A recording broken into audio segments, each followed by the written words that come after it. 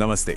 कभी सोचा है कि इंश्योरेंस और मार्केट इन्वेस्टमेंट ये दोनों चीजें एक ही प्लान में कैसे फिट हो सकती हैं? तो आज हम यही करने वाले हैं। LIC का जो निवेश प्लस प्लान है ना, हम उसके ऑफिशियल ब्रोशर को लेंगे और उसे बिल्कुल आसान भाषा में तोड़कर समझेंगे। तो इस प्लान की पूरी कुंडली खंगालने के लिए हम क्या देखेंगे। सबसे पहले कि भाई ये निवेश प्लस आखिर है क्या भला। फिर देखेंगे कि इसमें हमें कौन कौन से चॉइस मिलते हैं, मतलब हमारे हाथ में क्या है। फिर सबसे मजेदार बात, हमारा पैसा बढ़ेगा कैसे, और हाँ, खर्चा कितना लगेगा, मतलब लागत और चार्जेस क्या हैं, और आखिर में इसके फायदे क्या हैं, कितनी फ्लेक्सिबिलिटी है और वो छोटी छोटी शर्तें जिन्हें जानना बेहद जरूरी है। चलिए फिर शुरू करते हैं। देखिए, किसी भी प्लान को समझने का ना सबसे बढ़िया तरीका होता है उसके नाम को ही पकड़ लेना। तो आइए इसके ऑफिशियल नाम को ही डिकोड करते हैं और देखते हैं कि ये हमें क्या बताने की कोशिश कर रहा है। तो देखिए, इसका नाम ही ना पूरी कहानी बता देता है। सबसे पहले ये है नॉन पार। इसका सीधा सा मतलब है कि कंपनी के प्रॉफिट से कोई बोनस नहीं मिलने वाला। दूसरा, ये सिंगल प्रीमियम है, मतलब बस एक बार पैसा डालना है, किस्सा खत्म। और तीसरा, जो सबसे जरूरी शब्द है, वो है लिंक्ड। इसका मतलब यह है कि आपका रिटर्न पूरी तरह से मार्केट के उतार चढ़ाव पर टिका होगा।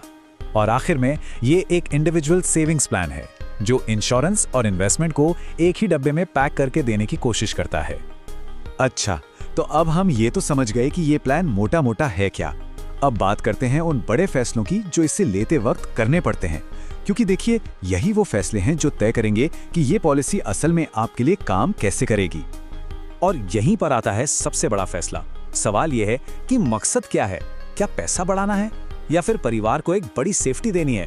देखिए, ऑप्शन 1 में इंश्योरेंस कवर बहुत कम है, मतलब प्रीमियम का सिर्फ 1.25 गुना। इसका मतलब क्या हुआ कि ज्यादातर पैसा जाएगा इन्वेस्टमेंट में। वहीं ऑप्शन 2 में प्रीमियम का सीधा 10 गुना इंश्योरेंस कवर मिलता है, जो एक तगड़ा सुरक्षा कवच है। तो ये फैसला पूरी तरह से इस पर है कि प्राथमिकता क्या है। अच्छा, अब जरा इसके कुछ नियम कायदे भी देख लेते हैं। कम से कम 1,25,000 रुपए लगाने होंगे। और यहाँ उम्र वाली बात पर जरूर ध्यान दीजिएगा।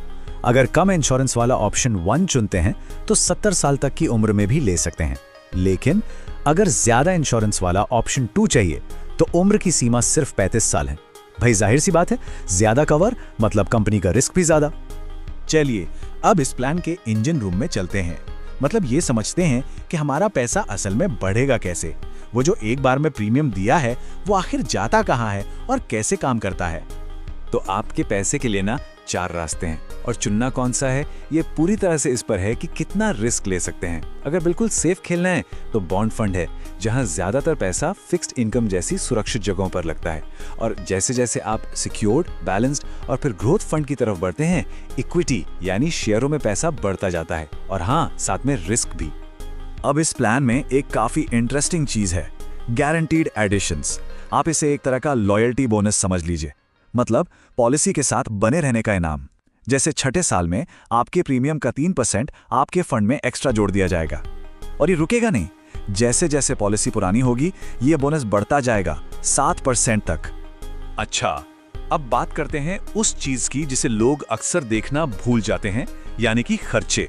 ये समझना बहुत बहुत जरूरी है कि आपका पैसा कहां कहां कट रहा है, क्योंकि हर छोटी कटौती का सीधा असर आपके फाइनल रिटर्न पर पड़ता है। तो सबसे पहला चार्ज है प्रीमियम एलोकेशन चार्ज। इसका मतलब क्या है? सीधा सा मतलब है कि अगर आप 1 लाख रुपए लगाते हैं ना, तो उसमें से 3.30% यानी 3300 रुपए इन्वेस्ट होने से पहले ही कट जाएंगे। आपका असली इन्वेस्टमेंट शुरू ही बची हुई रकम पर होगा। इसके बाद आता है फंड मैनेजमेंट चार्ज, जो हर साल 1.35% है। ये समझिए कि जो एक्सपर्ट्स आपके पैसे को मार्केट में मैनेज कर रहे हैं, ये उनकी फीस है, और ये चार्ज हर साल आपके टोटल फंड की वैल्यू से कटेगा, चाहे मार्केट ऊपर जाए या नीचे। ये कटना ही कटना है। और हाँ, एक और चीज, अगर आप पॉलिसी से बीच में कभी पैसा निकालते हैं या फिर साल में जो 4 फ्री स्विच मिलते हैं फंड बदलने के लिए, उसके बाद भी स्विच करते हैं, तो हर बार 100 रुपए का एक फ्लैट चार्ज लगेगा। तो भाई, इतने सब खर्चे पाने के बाद आखिर में हाथ में आता क्या है? चलिए अब देखते हैं कि इस पॉलिसी के फायदे क्या हैं और ये हमें कितनी फ्लेक्सिबिलिटी यानी कि लचीलापन देती है। तो देखिए, 2 मेन फायदे हैं। पहला है मैच्योरिटी बेनिफिट, मतलब अगर पॉलिसी की मियाद पूरी हो जाती है तो उस दिन आपके इन्वेस्टमेंट की जो भी मार्केट वैल्यू होगी वो पूरी की पूरी मिल जाएगी। और दूसरा है डेथ बेनिफिट। खुदा न खास्ता अगर पॉलिसी के दौरान पॉलिसी होल्डर के साथ कुछ हो जाता है तो नॉमिनी को इंश्योरेंस की रकम या फिर इन्वेस्टमेंट की वैल्यू, इन दोनों में से जो भी ज्यादा होगा वो मिलेगा। हाँ, अगर बीच में पैसे निकालने की जरूरत पड़ जाए तो उसके कुछ नियम हैं। पहली बात, आप पैसा तभी निकाल सकते हैं जब पॉलिसी को कम से कम 5 साल हो गए हों। दूसरी बात, अगर पॉलिसी किसी बच्चे के नाम पर है तो 18 साल के होने के बाद ही पैसे निकलेंगे। और तीसरी, आप कितना पैसा निकाल सकते हैं इसकी भी एक लिमिट है जो आपके फंड वैल्यू के एक फिक्स्ड परसेंटेज पर तय होती है।